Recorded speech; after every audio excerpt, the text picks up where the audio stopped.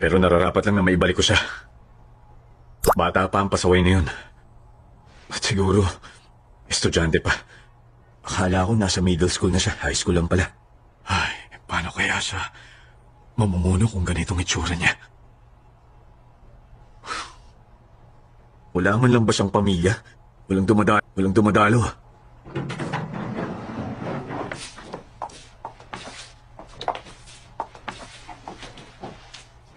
Hindi ka man lang babate? Magandang gabi po, ma'am. Ikaw? Ano yan, protesta? Maibig kong sabihin. Pareho ba kayo ng mama mo na may kung anong galit sa akin? Bakit pakiramdam ko?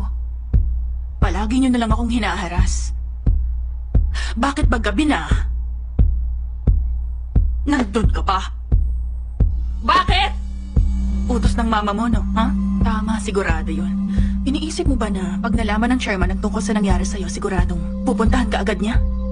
O umaasa kang makukung atensyon niya?